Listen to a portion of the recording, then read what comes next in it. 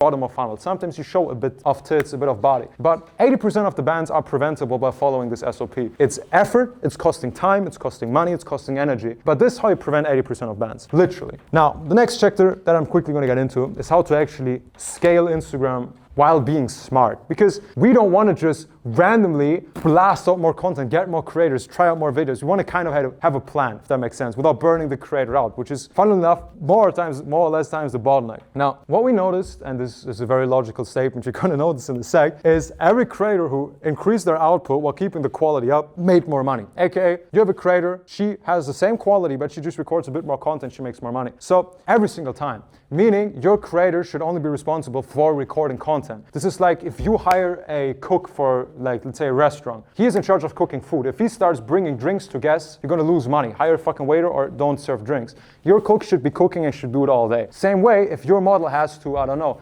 post the videos herself, do her research yourself, take care of her taxes, all the little things that cost her the time, you're gonna make less money. So you should create an infrastructure where a creator, her only task in a day is creating content. This is the only thing she is responsible for. Everything else you can outsource. But second of all, we get something that's called the Hormozi method, right? If you remember that. We kind of touched on it earlier, but Alex Hormozi had this time where he talked about it. I like the guy, he's cool.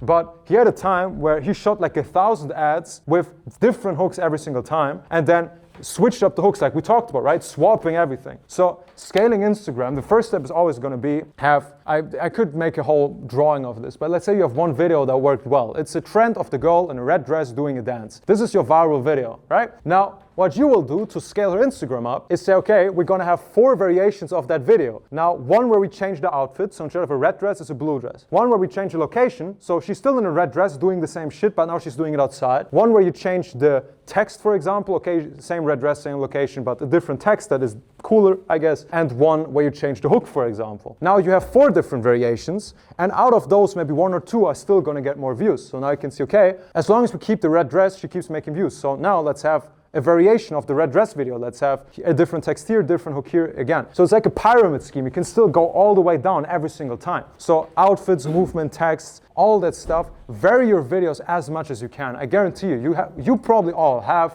let's say 5 viral videos on your accounts. 5 videos that have done well, I guess. You can turn each and every single one of those videos into 20 plus content pieces just by testing shit out, and the majority is going to get more views again. So you already have a marketing method on your account, you're just not using it. And I'm not even talking about recreating viral videos 101, which what you should also do, to be fair. But viral videos allow you to have 5 variations of this video, and the ones that work again 5 variations, out of those, again 5 variations, and so on. So you're sitting on at least 100 different content ideas on your existing accounts right now, which have the highest chance of going viral again, but you're not using them. You're doing random trends that you saw on your For You page, which doesn't make sense. So this is the first step that we do to scale our Instagram. Now, the next thing, which I held like a group call about it like recently, is our raw data library. So who of you would say they're kind of an expert with AI? Someone?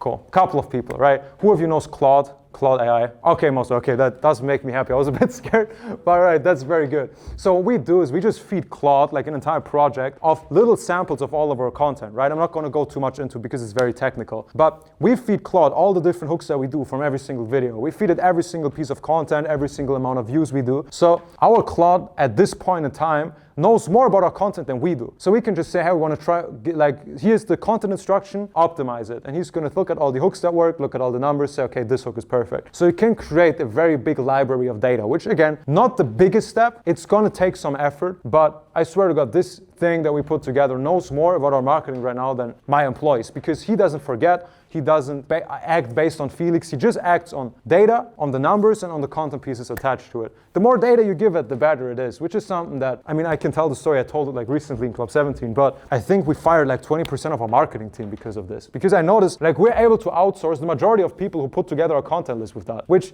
I'm not trying to give Claude ideas from scratch. I'm not telling my AI, for example, come up with a content plan. AI is shit about that. They can't. But I'm coming to Claude with a content idea, and he's optimizing it with all the building blocks that we talked about, the 5, if you remember, and it puts out an entirely new content list that most of the time performs way better than my marketing team. So as a CEO, you're running an enterprise, so you kind of have to lay off people that are not being able to compete with AI. But just to kind of throw that in as a little nugget if you want to go into that. Now, obviously, I'm just going to make this point super quick. You can, if you want to scale the Instagram, there's a third method. You can get very professional with your video editing, which we tried and it worked a couple of times. Obviously, this is something that depends very, very largely on your creators. So this has to happen on creators that already get a certain amount of numbers, and also it's pretty obvious. Like, okay, get a good editor, tell them exactly what you want based on examples you see on other creators, because there's creators who have crazy editing and they go viral every single time, and then just scale it up over time. That makes sense. Now, if I had to say, because most of you, I kind of know what you're doing in your agency, maybe like 10 or 15% of you are currently in a position where that makes sense. But since that's a very valuable thing for us, I thought I would just throw it in to make sense. Now, obviously, kind of however I put that in the presentation 2 times,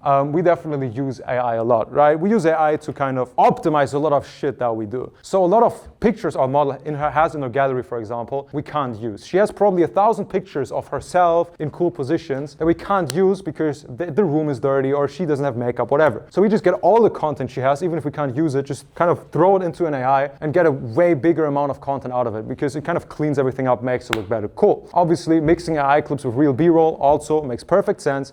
For example, she has a clip of her like in the gym where she's running, and then we quickly create an AI clip where it's like outside in the woods because it's a cooler background.